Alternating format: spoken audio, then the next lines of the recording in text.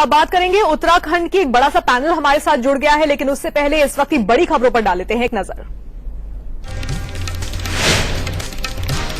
गया के आदित्य हत्याकांड में गिरफ्तार रॉकी यादव ने गुनाह कबूला। पुलिस ने रॉकी से हत्या में इस्तेमाल पिस्तौल की बरामद। बीती रात गया से हुई गिरफ्तारी।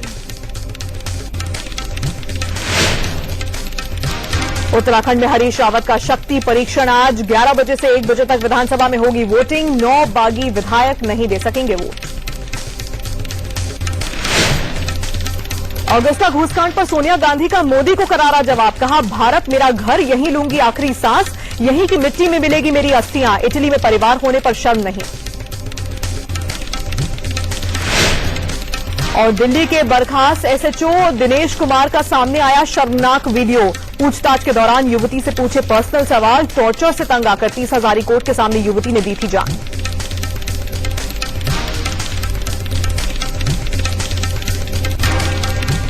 तो आज की सबसे बड़ी खबर, उत्तराखंड में हरीश रावत की अग्नि परीक्षा आज है। उत्तराखंड में आज हरीश रावत को बहुमत साबित करना है। सुप्रीम कोर्ट के आदेश के बाद 11 बजे से 1 बजे तक विधानसभा में फ्लोर टेस्ट होगा। मतदान में कांग्रेस के 9 बागी विधायक हिस्सा नहीं लेंगे। 71 सीटों वाली विधानसभा में बहुमत का आंकड़ा 31 है। वोटिंग के दौरान 2 पर्यवेक्षक भी मौजूद रहेंगे। 11 बजे से 1 बजे तक राष्ट्रपति शासन हटेगा और उस वक्त बहुमत साबित करना है हरीश रावत को। विधानसभा की इस वक्त ताजा तस्वीरें सामने आ रही हैं। हरीश रावत को आप इन तस्वीरों में देख सकते हैं। विधानसभा के बाहर इस वक्त वो विधायकों से मिलते हुए नजर आ रहे हैं। कोर्ट की निगरानी में आज फ्लोर टेस्ट होना है। बड़ा सवाल यह है, इस फ्लोर टेस्ट में हरीश रावत पास होंगे या फेल। विधानसभा की तस्वीरें आपके सामने। हरीश रावत वहां पर विधायकों से मिलते हुए इस वक्त नजर आ रहे हैं। ब्यूरो चीफ राकेश कुमार सिंह ने अब से कुछ ही पलों पहले हरीश रावत से बात भी की। 2 महीने से लगातार जो उत्तराखंड झटके झेल रहा था, मैं चाहता हूं उत्तराखंड का भला हो, उत्तराखंड जीते, उत्तराखंडियत जीते आज के दिन जो है। और मुझे पूरा भरोसा है देवी देवता सब आशीर्वाद देंगे उत्तराखंडियत की। पीडीएफ का पूरा समर्थन है? पूरा समर्थन है, पूरा समर्थन है। हमारे सब सहयोगी हमारे साथ हैं। मैं अपने सहयोगियों को बहुत हृदय से धन्यवाद देता हूं कि वो चट्टान की तरीके से हमारे साथ खड़े। साफ तौर पे कहना है कि आज का दिन जो है काफी महत्वपूर्ण है और वो अपने आवाज से जो है विधानसभा के लिए निकले हैं। कैमरामैन अवधेश चौरसिया के साथ राकेश कुमार सिंह, इंडिया न्यूज, देहरादून। चलिए, इसी पर बातचीत करने के लिए इस वक्त कांग्रेस से राजीव त्यागी जी हमारे साथ जुड़े हुए हैं। बीजेपी से विजय सोनकर शास्त्री साहब हमारे साथ जुड़े हुए हैं। Senior journalist Awadhesh Kumar ji studio में हमारे साथ हैं और साथ ही विधानसभा से संवाददाता किशोर रावत भी हमारे साथ जुड़ेंगे। आप सभी से बात करेंगे, लेकिन उससे पहले मेरे सहयोगी राजीव के पास चलते हैं ये जानने के लिए कि आज शक्ति परीक्षण होगा कैसे, फ्लोर टेस्ट कैसे होगा। राजीव।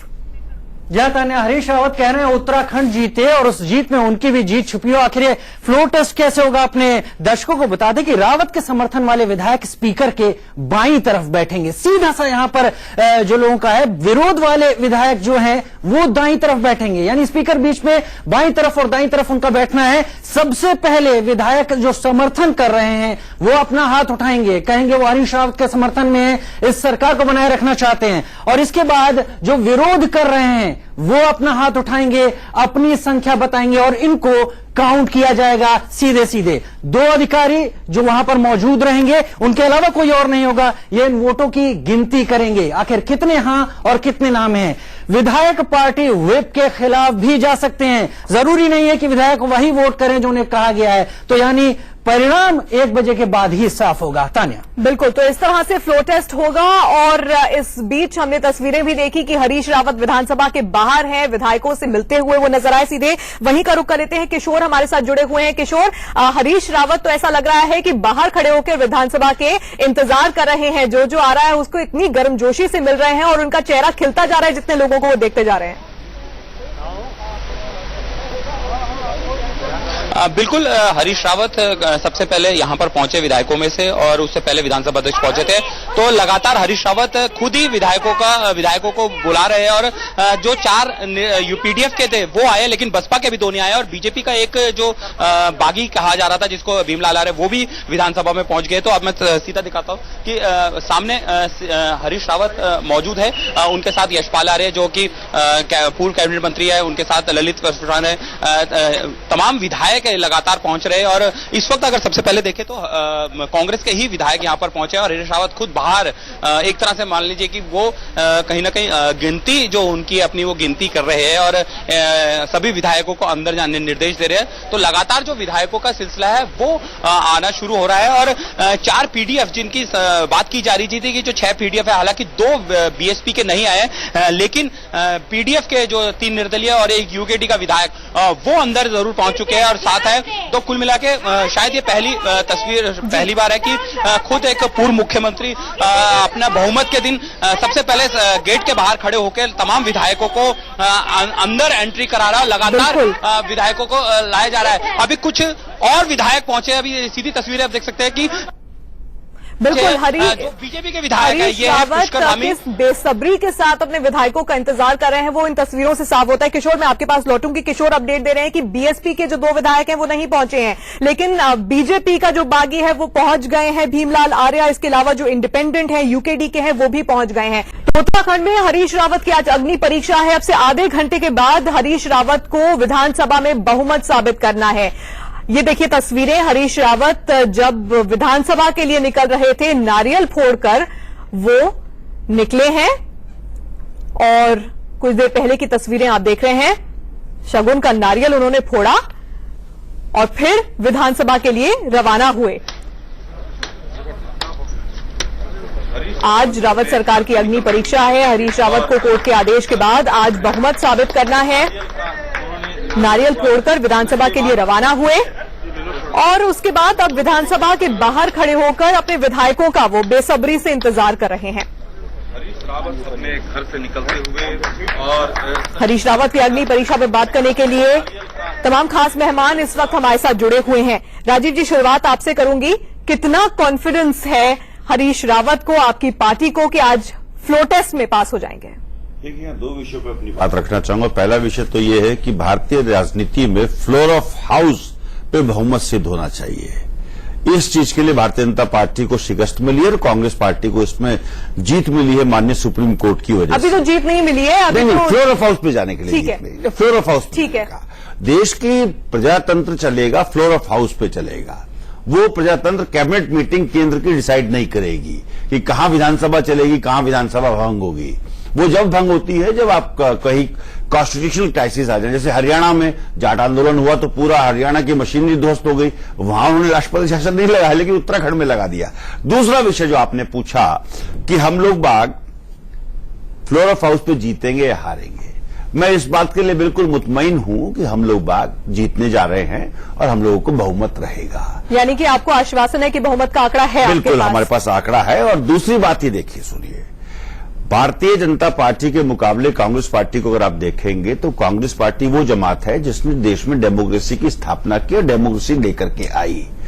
हम जीते या हारे, डेमोक्रेसी जीतनी चाहिए, देश की जनता जीतनी चाहिए, देश की संवैधानिक व्यवस्था जीतनी चाहिए, ये कांग्रेस पार्टी का मानना है। ठीक है, विजय सोनकर शास्त्री जी, कांग्रेस को पूरा भरोसा नजर आ रहा है। हरीश रावत ने शगन का नारियल भी फोड़ा और अब वो विधानसभा के बाहर अपने विधायकों का इंतजार कर रहे हैं।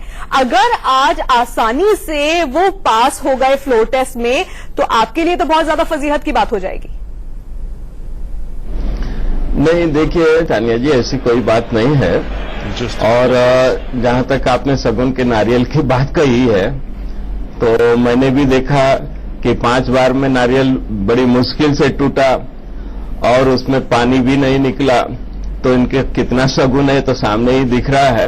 मैं राजीव, जो कांग्रेस के प्रवक्ता हैं, मैं उनसे पूछना चाहता हूं कि ये कह रहे हैं, जो अपनी तमाम फिलॉसफी बताया इन्होंने, उत्तर प्रदेश में जब वो विवादित ढांचा को जनता ने गिरा दिया था, उस समय उत्तर प्रदेश की सरकार को बर्खास्त कर दिया गया, चलो ये तो हम मानते हैं कि ठीक है। लेकिन मध्य प्रदेश में या अन्य जगहों पर जो भाजपा की सरकार थी उसको बर्खास्त करने की क्या जरूरत थी? लोकतंत्र की पढ़ाई पढ़ाने वाले लोग अपने गिरिबान में जरा झांक ले तो ज्यादा उचित होगा। और जहां तक उत्तराखंड की बात है, यहां पर उनका खुद परिवार टूट गया है और सब सच सामने आ चुका है। अब आने वाले समय में क्या होगा वो तो दिखाई दे रहा था। हरीश रावत जी जिस तरह से खड़े होकर के एक एक विधायक को गिन रहे थे और ऐसा लगता था कि अगर 2-4 विधायक कम होंगे तो वो अंदर नहीं जाएंगे बल्कि भाग जाएंगे अपने घर। ये तो उनकी बॉडी लैंग्वेज बता रही थी। ठीक है, तो अभी आने दीजिए, समय का इंतजार करने दीजिए। और हम लोग तो संसदीय व्यवस्था का और संविधान का कद्र करते हैं, उसके सामने नतमस्तक हैं। ठीक है राजीव जी, मैं आपके पास आऊंगी, आप कुछ कहना चाहते हैं, लेकिन अवधेश जी, शास्त्री साहब कह रहे हैं कि शगुन का नारियल 5 बार में टूटा, पानी भी उसमें से नहीं निकला। तो ये कितना बड़ा शगुन है ये तो कुछ देर में पता चल जाएगा। क्या हरीश रावत के फ्लोर टेस्ट में पास होने में अभी भी कोई रोड़ा लगा सकता है? क्या जो इंडिपेंडेंट विधायक हैं, बीएसपी के 2 विधायक तो अभी तक पहुंचे ही नहीं है, बीजेपी का एक रिबेल है वो पहुंच गए हैं, आंकड़ों के लिहाज से क्या कोई रोड़ा लग सकता है? देखिए, अगर नारियल फोड़ने से बहुमत मिलना होता तो जितने लोगों को अल्पमत मिलता है सब नारियल फोड़ते, उसमें से बहुमत निकल जाता। तो वो, लेकिन उत्तराखंड की जो स्थिति है उसमें एक एक विधायक का महत्व बढ़ गया है। उसमें केवल उन्होंने नारियल नहीं फोड़ा है, उनके चेहरे पर, उनके ललाट पर बहुत बड़ा चंदन भी था। तो जाहिर है कि वो कहीं से मंदिर से पूजा प्रार्थना करके भी आए थे। और वहां भी एक विधायक पंडित थे जो उनके शरीर पर उसमें से जो भी 2-4 बूंद पानी निकला उसको चीटा है। लेकिन इससे ज्यादा महत्व का जो तानिया विषय है कि उत्तराखंड जैसा छोटा राज्य पूरे देश की सुर्खियां बन रहा है, पूरे देश की नजर आज है, तो उसके कारण क्या है? फ्लोर टेस्ट में कौन जीतेगा कौन हारेगा ये तो हम विश्लेषण करेंगे। देखो, भारत के इतिहास के राजनीतिक और संवैधानिक इतिहास में पहली बार है जब राष्ट्रपति शासन को 2 घंटे के लिए निलंबित किया जा रहा है। ऐसा पहले कभी नहीं हुआ है। उच्चतम न्यायालय के आदेश से, और इस 2 घंटे की अवधि में बहुमत साबित करनी है, यह पहले कभी कहीं नहीं हुआ है। यह भी पहली बार है जब विधानसभा में प्रमुख सचिव मतों की गणना करेंगे। यह अधिकार सामान्यतः सदन के अध्यक्ष का होता है। तो यह पहली बार होगा कि विधानसभा में सदन के अध्यक्ष जो है उसके अधिकार में कटौती हो रही है कि वो घोषणा नहीं करेंगे। राष्ट्रपति शासन सही है या गलत, इसका फैसला उच्चतम न्यायालय केंद्र में जो परिस्थितियां हैं, आपने किस आधार पर लागू किया उसके आधार पर करता था। पहली बार यह होगा कि अगर फ्लोर टेस्ट में सफल हो जाते हैं तो राष्ट्रपति शासन लागू रहे या न रहे, यह निर्णय भी होना है। और यह भारत के संविधान के इतिहास के लिए मील का पत्थर होगा। और अंतिम बात, यह भी पहली बार है जब कोई स्टिंग में फंसा हुआ मुख्यमंत्री पैसे देते हुए नहीं उसको फ्लोर टेस्ट में बहुमत साबित करने के लिए कहा गया है। यह भी पहली बार हो रहा है। बिल्कुल, चलिए उस पर स्टिंग पर हम बात करेंगे, लेकिन इस बीच बड़ी खबर आपको बता दें। इस वक्त बड़ी खबर यह है कि कांग्रेस की रेखा आर्या बीजेपी के पक्ष में वोट डालेंगे। ऐसी खबर मिल रही है कि कांग्रेस की रेखा आर्या बीजेपी के पक्ष में आज वोट डालने वाली हैं। ये एक बहुत बड़ी खबर है। लेकिन इस बीच खबर एक और भी है। खबर यह है कि बीएसपी के जो 2 विधायक थे अभी तक नहीं पहुंचे थे विधानसभा, वो विधानसभा पहुंच गए हैं। ये 2 बड़ी खबरें इस वक्त मिल रही हैं। किशोर हमारे साथ फोन पर जुड़ गए हैं। किशोर, बहुत बड़ी खबर है, रेखा आर्या अगर बीजेपी विधायकों के साथ नजर आ रही हैं, कितनी मुश्किल ये खड़ी कर सकता है हरीश रावत के लिए? देखिए, रेखा आर्य पहले से ही शंका लगातार जारी थी कि वो किनको वोट करेगी। लेकिन जिस तरीके से खबरें हमें मिल रही थी उसमें यह था कि सोमेश्वर विधायक रेखा आर्य जो कांग्रेस के विधायक है वो बीजेपी के संपर्क से है। और जब लास्ट में बीजेपी वाले जब एंटर हुए विधानसभा के अंदर तो रेखा आर्य ने उनके साथ भी मार का निशान बनाते हुए अंदर गई और रेखा आर्य उनके साथ ही थी। तो तकरीबन कांग्रेस के साथ ही थी। तो तकरीबन कांग्रेसी ये मान चुके थे कि रेखा आर्य उनके पास नहीं है। लेकिन यहाँ दूसरी बात यह है कि बीजेपी का एक विधायक यानी भीमलाल आर्य वो कांग्रेस के पास है। यानी अगर बात करें तो एक के बदले एक दोनों में आया, दोनों को फर्क नहीं पड़ता। लेकिन ये जरूर है, कांग्रेस पर थोड़ी चिंता की बात है कि अगर रेखा आर्य इस तरीके से टूट रही है तो अगर कुछ दिन और होते या फिर ऐसा हो सकता है कि कहीं कांग्रेस के वोट ना पड़े। लेकिन फिलहाल पूर्व मुख्यमंत्री हरीश रावत बिल्कुल तरह कॉन्फिडेंट है। वो खुद बाहर खड़े होकर सभी विधायकों को आ रहे थे, बीएसपी के विधायक, क्योंकि 6 जो है वो त्रुप के पत्ते हैं और 6 के सबसे पहले 4 यानी 3 निर्दलीय और 1 यूकेडी का विधायक हरीश रावत के साथ अंदर आया और दोनों बीएसपी के विधायक लास्ट में हरीश रावत के साथ अंदर चले गए। यानी दोनों विधायक यानी 6 और 4 पूरी तरह से मिलाकर जो 4 निर्दलीय और 2 बीएसपी के मिलाकर हरीश रावत के साथ समर्थन में हरीश रावत के पास 26 और अगर 26 और वो 6 लगाए तो तब भी 33 बैठता है और एक जो बीजेपी का विधायक है वो हरीश रावत के साथ संपर्क में, यानी बीजेपी और कांग्रेस में दोनों में अदला बदली नहीं पड़ा है। चलिए किशोर, बड़ा अपडेट आपने दिया कि रेखा आर्या बीजेपी के साथ नजर आ रही हैं, लेकिन भीमलाल आर्या जो कि बीजेपी के विधायक हैं वो कांग्रेस के साथ नजर आ रहे हैं। बीएसपी के दोनों विधायक हरीश रावत के विधायकों के साथ अंदर विधानसभा में गए हैं, यानी कि समीकरण कुछ कुछ बदल भी रहा है। एक एक वोट बहुत अहम है हरीश रावत के लिए। आज तस्वीरें भी हम विधानसभा से आपको दिखा रहे हैं, जो ताजा तस्वीरें सामने आई हैं, इसी पर बात भी करेंगे। लेकिन एक बहुत ही छोटे, अब से करीब 15 मिनट के बाद उत्तराखंड में राष्ट्रपति शासन हट जाएगा 2 घंटे के लिए और हरीश रावत को बहुमत साबित करना होगा विधानसभा में। रावत की आज अग्नि परीक्षा है, इसी पर हम लगातार बातचीत कर रहे हैं। विजय सोनकर शास्त्री जी भी हमारे साथ जुड़े हुए हैं। शास्त्री जी, एक झटका बीजेपी के लिए ये जरूर है कि भीमलाल आर्या आपके पक्ष में नहीं बल्कि कांग्रेस के पक्ष में वोट कर रहे हैं। आंकड़े लगातार बदलते जा रहे हैं। लग रहा था कि बीएसपी के जो 2 विधायक हैं वो पहुंचेंगे, नहीं पहुंचेंगे, एब्सेंट रहेंगे या नहीं, लेकिन अब वो पहुंच चुके हैं विधानसभा। लेकिन क्या भीमलाल आर्या का आपके पक्ष में ना वोट करना एक झटका है आपके लिए? नहीं, देखिए, जहां मुख्यमंत्री ही खरीद फरोख्त के धंधे में इन्वॉल्व हो गया हो और एक तरह से देखा जाए कि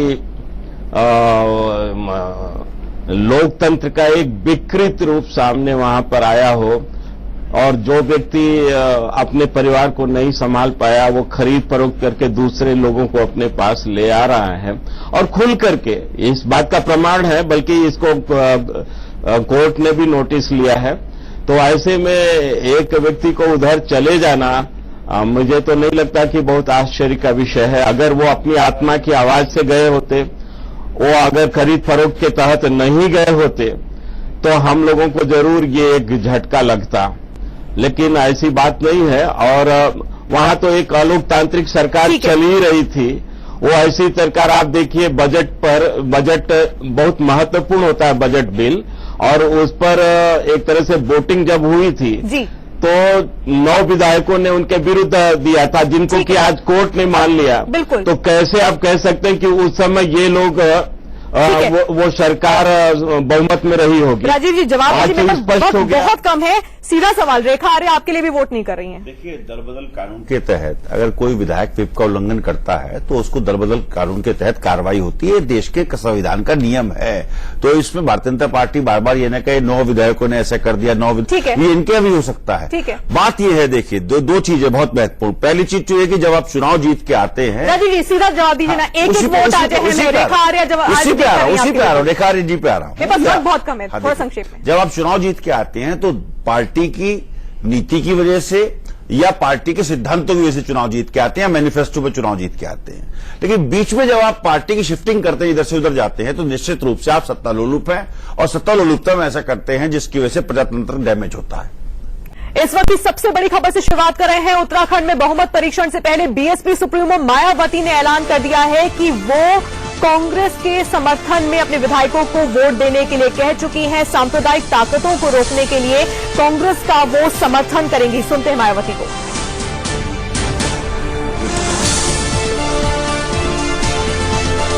कैंडिडेट का समर्थन करेंगे तो क्या डील हो गई है, मान ली जाए?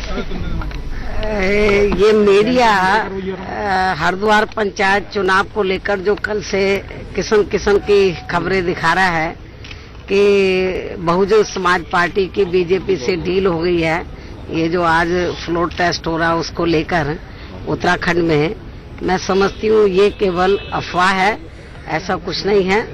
और हमारे दोनों विधायक उधर असेंबली में पहुंच चुके हैं और हमारी पार्टी जो है देश में खास तौर से सांप्रदायिक ताकतों को कमजोर करने के लिए आप लोग हमारा स्टैंड अच्छी प्रकार से जानते हैं, तो हमारी पार्टी उधर कांग्रेस पार्टी के समर्थन में ही वोट देगी। अवधेश जी, जो बीएसपी के 2 विधायक हैं उत्तराखंड में, हरिदास और सरवत करीम अंसारी, उन्हें लेकर सस्पेंस था कल तक, सुबह तक बल्कि ये लग रहा था कि वो पहुंचेंगे भी वोट देने के लिए या नहीं पहुंचेंगे, और तब क्या होगा अगर पहुंचते हैं, तब क्या होगा नहीं पहुंचते हैं। लेकिन मायावती ने क्या बहुत ही सोची समझी स्ट्रैटेजी के तहत ये फैसला लिया है कि कांग्रेस के समर्थन में वोट डाला जाए, क्योंकि आगे यूपी का भी चुनाव है। देखिए, ये वातावरण भारतीय जनता पार्टी ने बनाया था। भारतीय जनता पार्टी ने स्थानीय जो चुनाव थे उसमें ये कहा था कि हमारे सारे लोग बसपा के समर्थन में मतदान करेंगे, तो उससे ये एक धारणा बनी थी कि ये संभव है कि भारतीय जनता पार्टी और बहुजन समाजवादी पार्टी के बीच कोई डील हो गया हो। लेकिन 2017 के उत्तर प्रदेश के चुनाव को देखते हुए मायावती ये कदम नहीं उठा सकती थी, क्योंकि फिर उनके साथ भारतीय जनता पार्टी से साठगांठ का आरोप लगता और ये एक बड़ा मुद्दा बन सकता था उत्तर प्रदेश में। इसलिए वो कांग्रेस के साथ दिल से है नहीं है, वो अलग पक्ष है, लेकिन रणनीति के तहत और अपनी छवि को उत्तर प्रदेश में बनाए रखने के लिए उन्होंने अपने विधायकों को कांग्रेस के समर्थन के लिए कहा है। और इसका बहुत बड़ा महत्व है यहां, क्योंकि एक एक विधायक के बहुमत का सवाल है, और जो सस्पेंस था, और अगर ये 2 विधायक हरीश रावत के साथ आ जाते हैं, तब हम लोगों को यह मानने में कोई गुरेज नहीं है कि ज्यादातर संभावना इस बात की है कि हरीश रावत इन विधायकों की बदौलत शायद बहुमत का आंकड़ा पार कर जाए। बिल्कुल। इस बीच 11 बज चुके हैं और राष्ट्रपति शासन अब हट जाएगा उत्तराखंड से 2 घंटे के लिए, और फ्लोर टेस्ट वहां पर शुरू होने वाला है। और फ्लोर टेस्ट शुरू होने से ठीक पहले गुलाम नबी आजाद कुछ कह रहे हैं, उनसे बात की है हमारे संवाददाता राकेश ने। काफी महत्वपूर्ण है, और मैं खड़ा हूं देहरादून में, और हमारे साथ कांग्रेस के वरिष्ठ नेता गुलाम नबी आजाद हैं, जो कि सभी विधायकों के साथ उन्होंने बैठक की है। आजाद साहब, क्या स्थिति है अभी? स्थिति बहुत अच्छी है। जिन लोगों ने हमें और हमारा साथ 5 साल से दिया, 4.5 साल से दिया, वो आज भी हमारे साथ फ्लोर टेस्ट में हमारे साथ बराबर खड़े रहेंगे, और कांग्रेस को विजय प्राप्त हो जाएगी। अच्छा, किशोर जी, आप प्रदेश अध्यक्ष हैं, आखिरकार क्या उम्मीदें हैं आपकी? नहीं, उम्मीदें तो आपने यहाँ पर देख ली है, सारे के सारे बहुमत आपने यहाँ पर देख लिया, सारे के सारे विधायक कांग्रेस के साथ हैं, और आज कांग्रेस बहुमत साबित करेगी। बहुमत तो यही देख लिया आपने, इसी जगह पे 27 हमारे विधायक हैं, 4 हमारे आपको दिखाई दिए यहाँ पर जो यूकेडी, और 3 इंडिपेंडेंट हैं, तो बहुमत तो यहीं पर साबित होगी। चलिए, खास पैनल हमारे साथ लगातार जुड़ा हुआ है। बीजेपी से अब हमारे साथ सैयद जफर इस्लाम जुड़ गए हैं, आपके पास भी आऊंगी, लेकिन उससे पहले विधानसभा का रुख कर लेते हैं, जहां से ब्यूरो चीफ राकेश कुमार सिंह इस वक्त हमारे साथ जुड़े हुए हैं। राकेश, 11 बज चुके हैं, राष्ट्रपति शासन हट जाएगा और अब फ्लोर टेस्ट के लिए समय शुरू हो चुका है हरीश रावत के लिए। सीधे मैं आंकड़ों की बात आपसे अगर करूं, रेखा आर्या बीजेपी के पक्ष में वोट करेंगी, भीमलाल आर्या कांग्रेस के पक्ष में वोट करेंगे, ऐसा इस वक्त लग रहा है। बीएसपी ने साफ कर दिया है, मायावती ने, कि वो कांग्रेस के साथ जाने वाली है। अब कुल मिलाकर सब कुछ आता है कि यूकेडी का 1 विधायक और जो 3 इंडिपेंडेंट है वो किसके पाले में जाएंगे और क्या कुछ होगा, कितनी देर लगेगी पूरे फ्लोर टेस्ट में? देखिए, जहां तक बात है कि विधानसभा कार्यवाही शुरू हो चुकी है, मेरे पीछे आप देख सकते हैं कि अंदर जो है हलचल जो थी अब कम हुई है, और सभी विधायक जो हैं वो विधानसभा के अंदर पहुंचे हुए हैं।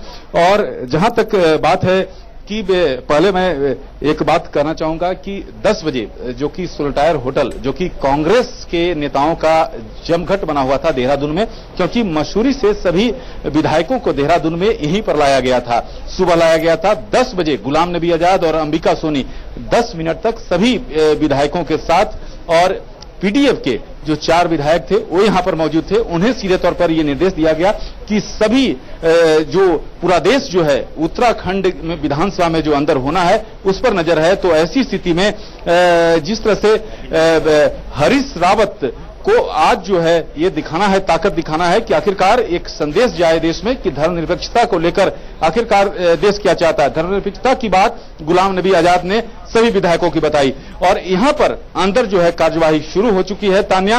और जहां तक संख्या बल की बात है तो संख्या बल को लेकर जो कांग्रेस के नेता हैं काफी आश्वस्त दिख रहे हैं। रही बात बीजेपी की, तो बीजेपी के नेता जरूर जो है सामने ही जो है JSR कॉन्टिनेंटल, आप मेरे बाईं ओर देख सकते हैं, JSR कॉन्टिनेंटल होटल है, यहां से मात्र 200 मीटर की दूरी पर। और यहीं पर बीजेपी के जो विधायक थे और दिल्ली से आए हुए जो बड़े नेता थे कैलाश विजयवर्गीय जो कि महासचिव हैं, वो यहां पर ठहरे थे और यहीं पर रणनीति बनी थी। तो मात्र 200 मीटर की दूरी पर बीजेपी के विधायक ठहरे थे और उनसे करीब 1 किलोमीटर की दूरी पर सोल्टायर होटल है जहां पर कांग्रेस के विधायकों के लिए बुक किया गया था। तो वहां पर सीधे तौर पर निर्देश दिया गया गुलाम नबी आजाद और अंबिका सोनी द्वारा कि आखिरकार जो पूरा देश की नजर जो है वो टिकी हुई है आज की कार्यवाही पर और विधायकों को दिखाना है।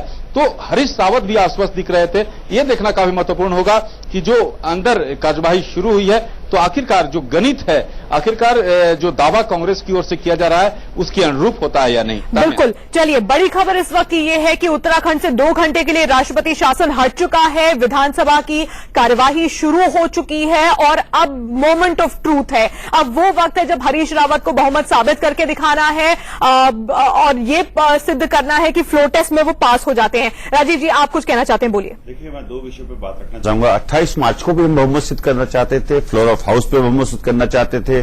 सुप्रीम कोर्ट का धन्यवाद, हम लोग सही थे। आज भी हमें मौका मिला बहुमत सिद्ध करने का।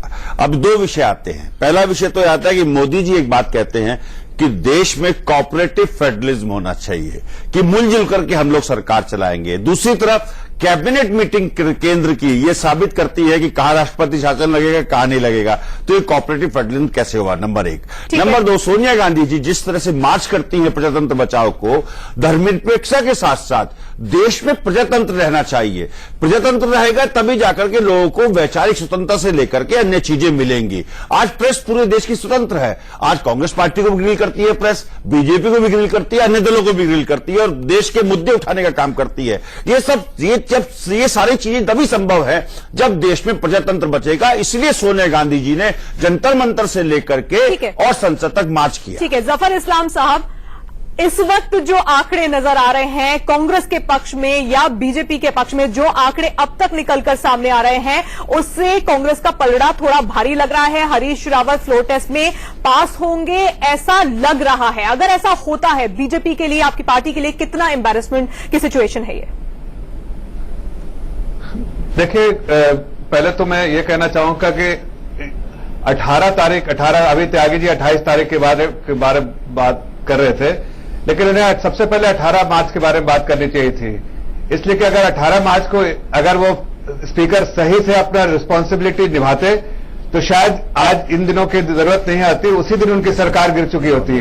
आज ये तो बहुत क्लियर है कि 9 उनके विधायक नहीं है जो उनके सपोर्ट में नहीं थे, इसलिए वो आज वो अगर जीत भी जाते हैं तो उनकी हार है इसमें, इसलिए कि 9 विधायक नहीं है उनके साथ। अगर वो 9 विधायक उनके होते तो शायद वो आज भी हारते और उस दिन भी हारते। तो ये साफ साफ दिख रहा है कि अगर वो जीत के भी इनकी हार, अगर जीतते भी है, लेकिन मुझे ऐसा लगता नहीं कि ऐसा होगा। नहीं, लेकिन जफर इस्लाम साहब, आज अगर बहुमत हासिल कर लेते हैं हरीश रावत तो ये सवाल खड़ा होगा ना कि पहले वो चाहते थे कि फ्लोर टेस्ट हो, तब आपने क्यों नहीं? 2 बात कहना चाहूंगा इस्लाम। ये कहता हूं कि नहीं, मैं तो ये कहता हूं कि 18 तारीख को अगर अलाउ करते हैं डिवीजन ऑफ वोट्स के लिए तो शायद तब उनकी समझ में आती कि उन्होंने सही रिस्पॉन्सिबिलिटी निभाई है। शायद उनको उस दिन रिजाइन करना चाहिए था। ये सरकार उनकी उसी दिन खत्म हो गई थी, लेकिन उन्होंने एक्शन लिया 9 लोगों का जो गलत था, और उस एक्शन के बाद आज वो 9 उनके बागी नेता नहीं है। इसलिए वो अगर वो कोशिश कर रहे हैं एक तरह से कि अपने वो फ्लोर टेस्ट पास कर देंगे, लेकिन आम जनता जानती है उत्तराखंड की और देश की कि उनको पास करने पे भी अगर पास करते हैं तो भी फेल है वो। अवधेश जी, सीधा सवाल है, मैं राजीव जी आपके पास आऊंगी। अवधेश जी, सीधा सवाल ये है, मैं आऊंगी राजीव जी। अवधेश जी, जिस तरह से राष्ट्रपति शासन को लेकर सवाल उठे, जिस तरह से 2 स्टिंग निकलकर सामने आए, आज हरीश रावत बहुमत हासिल करते हैं नहीं करते हैं वो अलग बात है, लेकिन जो कुछ 1.5 से 2 महीने में उत्तराखंड में हुआ है, क्या जब हम नैतिकता की बात करते हैं दोनों ही पार्टियां फेल हुई हैं? क्या जो लोग हैं वो ठगा हुआ महसूस कर रहे हैं? उन्हें लग रहा है कि दोनों ही पार्टियां पूरी तरह से बेनकाब हो चुकी हैं 2 महीनों में। निश्चित रूप से उत्तराखंड का पिछला करीब 1.5-2 महीना जो रहा है और राजनीतिक कलाबाजी ने ऐसी स्थिति पैदा की है एक साथ कि जो राजनीति के विकृत चेहरे हैं वो हमारे सामने ला दिया है। माने इसमें निजी अहंग हित अहित के आधार पर विधायकों का विद्रोह करना, फिर विद्रोह में विपक्षी दल से मदद लेना, सरकार गिराने की कोशिश करना, विपक्षी दल द्वारा भी इसके लाभ उठाने के लिए जो आतुरता खासकर भाजपा द्वारा दिखाई गई वो, फिर उसके बाद स्टिंग आया जिसमें कि मुख्यमंत्री स्वयं विधायकों को खरीदने और बेचने की पेशकश कर रहे हैं वो है। तो ये सारी चीजें जो आई है ना, तो जो एक तस्वीर राजनीति की बिगड़ी हुई थी उसको और बिगाड़ने वाली साबित हुई है। और लोगों को ये लगता है कि हम जिनको अपना प्रतिनिधि बना के भेजते हैं वो हमारे लोकतंत्र की रक्षा के बजाय अपने सत्ता को बनाए रखने के लिए किसी हद तक जा सकते हैं। एक लाइन और लेकिन मेरा बोलिए कि वो राजीव जी बार बार जफर इकबाल की ये बात बिल्कुल सही है कि अगर 18 मार्च को देखिए सामान्य संसदीय परंपरा कहता है कि अगर विनियोग विधेयक में एक भी सदस्य अगर मत विभाजन की मांग करता है तो अध्यक्ष को उसकी अनुमति देनी पड़ेगी। बिल्कुल, उत्तराखंड के लोग ये सवाल पूछ रहे हैं कि क्या स्टिंग सामने आने के बाद बंद कमरे में खरीद फरोख्त हो रही है, क्या बंद कमरे में प्रदेश को बेचा जा रहा है? ये सवाल उत्तराखंड के लोग आज जरूर पूछ रहे हैं। मैं आऊंगी राजीव जी आपके पास। एक छोटी सी बात हम उत्तराखंड की कर रहे हैं, आगे बढ़ने से पहले एक बार नजर डाल लेते हैं इस वक्त की कुछ बड़ी खबरों पर।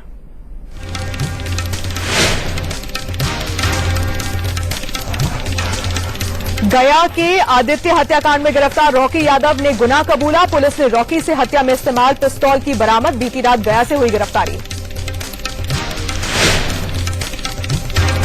रॉकी की गिरफ्तारी के बाद आदित्य की मां ने नीतीश कुमार से लगाई गुहार। कहा स्पीडी ट्रायल कर हत्यारे को मिले सजा। रॉकी ने कहा मैंने गोली नहीं चलाई। उत्तराखंड में शक्ति परीक्षण से पहले हरीश रावत ने फोड़ा नारियल। कहा मेरे पास बहुमत का आंकड़ा। मायावती ने कहा सांप्रदायिक ताकतों को रोकने के लिए कांग्रेस का करेंगे समर्थन। शक्ति परीक्षण से पहले कांग्रेस की एक और विधायक हुई बागी। रेखा आर्या बीजेपी के पक्ष में करेंगी मतदान। बीजेपी का एक विधायक बदल सकता है पाला।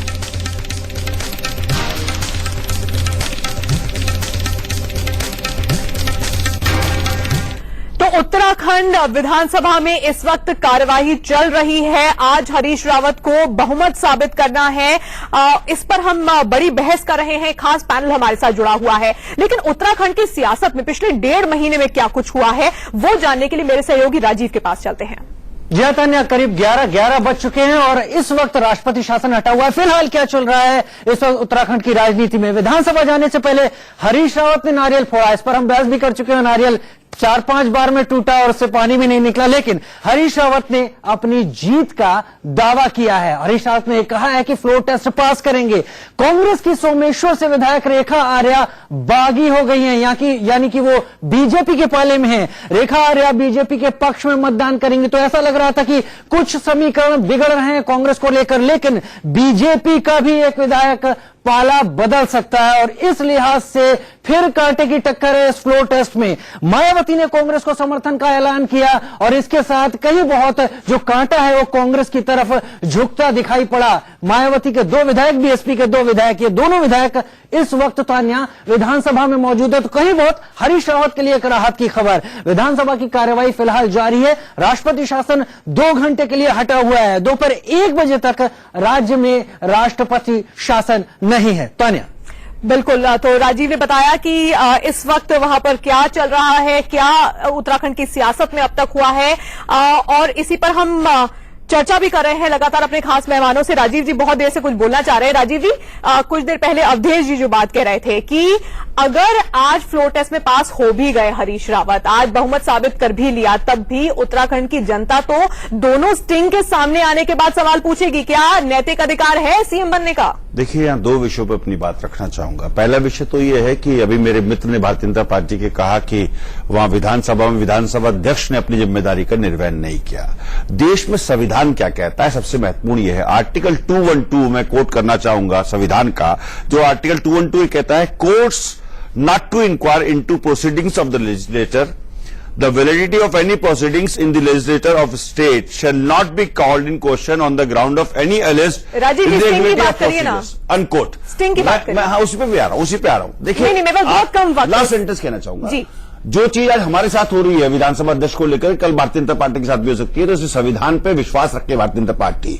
रही बात स्टिंग की, तो आपका रही बात है ना? स्टिंग की, हाँ स्टिंग की जो बात आपने कही, मैं कल भी आपके दीपक चौरसिया जी जो विद्वान पत्रकार है उनके साथ था आपके पैनल पे, और मैंने कल भी कहा था कि मैं कहता हूं कि हमारे यहाँ संवैधानिक संस्थाएं हैं, जांच चल रही है, जांच में अगर वो स्टिंग सही पाया जाता है तो निश्चित रूप से वो चिंता का विषय कांग्रेस पार्टी के लिए रमाल लिए होगा। तो फिर लेकिन अगर वो सही नहीं पाया जाता, जो कुछ दिख रहा है उसको कैसे दिखने को तो जांच दिखने को तो बहुत सारी चीजें दिखती हैं, लेकिन अंदर से वो चीज नहीं होती। बिल्कुल बिल्कुल सही, हरीश रावत जी ने माना, हरीश रावत जी ने माना, लेकिन मैं तो कांग्रेस का प्रवक्ता होने के नाते यही कहूंगा कि संवैधानिक संस्था जांच कर रही है, जांच के बाद दूध का दूध पानी का पानी। लास्ट सेंटेंस कहना चाहूँ, लास्ट सेंटेंस बहुत महत्वपूर्ण है। अब सुनिए, ठीक है, उत्तराखंड एपिसोड में हम एक बात कहना चाहेंगे, संविधान में जो तीसरा स्तंभ है न्यायपालिका, उसने हमारे साथ न्याय किया, और चौथा स्तंभ जो प्रेस है, प्रेस ने हमारे साथ न्याय किया, कांग्रेस पार्टी के साथ न्याय किया। प्रेस का बहुत बहुत धन्यवाद। चलिए, एक लगातार बने हुए इस वक्त की बड़ी खबर पर आपको बता दें, उत्तराखंड में हरीश रावत की आज अग्नि परीक्षा है। उत्तराखंड में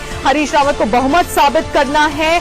सुप्रीम कोर्ट के आदेश के बाद 11 बजे से 1 बजे तक विधानसभा में फ्लोर टेस्ट होगा। मतदान में कांग्रेस के 9 बागी विधायक हिस्सा नहीं लेंगे। 71 सीटों वाली विधानसभा में बहुमत का आंकड़ा 31 है। वोटिंग के दौरान 2 पर्यवेक्षक मौजूद रहेंगे। राष्ट्रपति शासन हट चुका है इस वक्त उत्तराखंड से, और विधानसभा में फ्लोर टेस्ट शुरू हो चुका है।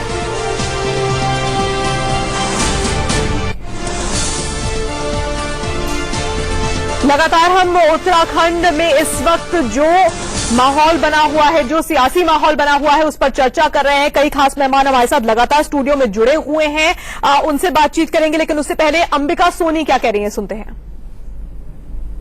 हमारे साथ अंबिका सोनी हैं। अंबिका जी, आज का दिन काफी महत्वपूर्ण है, क्या कांग्रेस की तैयारी किस तरह की? देखिए, तैयारी मतलब आपको हम पहले से कहते आ रहे हैं कि हमारे विधायक हमारे साथ हैं। हमने ना उनका आंकड़ा बदला है, ना ज्यादा ना कम। आप लोग अटकलें लगाते रहे कि इनके 10 भाग गए, 2 भाग गए, 4 भाग गए। मुझे उम्मीद है कि पूरे जो हम लोग 4 साल से इकट्ठे सरकार चला रहे हैं, सरकार के साथ हैं, हमारे पूरे विधायक, पीडीएफ के विधायक, हम लोग एकजुट होकर आज ये दूध का दूध और पानी का पानी। कितनी संख्या? इससे पूरे हिंदुस्तान में एक संदेश जाएगा कि कोई भी सरकार केंद्र में सत्ता में आती है, वो लोगों के जज्बात के साथ या लोगों की वोट की बेकदरी करते हुए सत्ता में नहीं रह सकता। क्या? अच्छा अंबिका जी दाद देती हूँ आपके जुडिशियल सिस्टम को, पूरे हिंदुस्तान के जुडिशियल सिस्टम को, विशेष तौर पर जो उत्तराखंड में जजेस ने जजमेंट दी है हिस्टोरिक, जैसे बुम्बई जजमेंट होती थी उसी तरह आप देखना जस्टिस जोसेफ और जस्टिस बिस्ट की संख्या क्या रहेगा? हमें चाहिए तो पता नहीं, शायद 31 चाहिए या जितने भी चाहिए, हमारी संख्या पूरी होगी। तो ये थी अंबिका सोनी, जिनका साफ तौर पे कहना है कि जिस तरह से कांग्रेस की जो स्ट्रेटेजी है उसी के अनुसार सभी कुछ हो रहा है। कैमरामैन राकेश रावत के साथ राकेश कुमार सिंह, इंडिया न्यूज, देहरादून। तो अंबिका सोनी कह रही हैं कि बहुमत का जो आंकड़ा है आसानी से हरीश रावत हासिल कर लेंगे, उसमें कोई दिक्कत नहीं आएगी। और आंकड़ों के लिहाज से इस वक्त जो अपडेट है वो एक बार फिर से आपको बता देते हैं। अपडेट ये है कि कांग्रेस की रेखा आर्या बीजेपी के पक्ष में वोट कर सकती हैं, वो भी बागी हो गई हैं। वहीं दूसरी तरफ बीजेपी के भीमलाल आर्या कांग्रेस के पक्ष में वोट कर सकते हैं। बीएसपी को लेकर बहुत कंफ्यूजन था, असमंजस ये था कि बीएसपी वोट करने के लिए पहुंचेंगे भी या नहीं पहुंचेगी। 2 विधायक हैं बीएसपी के, लेकिन उसके बाद मायावती सामने आई और उन्होंने खुला ऐलान किया कि वो कांग्रेस का समर्थन करेंगी। हरिद्वार पंचायत चुनाव को लेकर जो कल से किस्म किस्म की खबरें दिखा रहा है कि बहुजन समाज पार्टी की बीजेपी से डील हो गई है, ये जो आज फ्लोर टेस्ट हो रहा है उसको लेकर उत्तराखंड में, मैं समझती हूँ ये केवल अफवाह है, ऐसा कुछ नहीं है।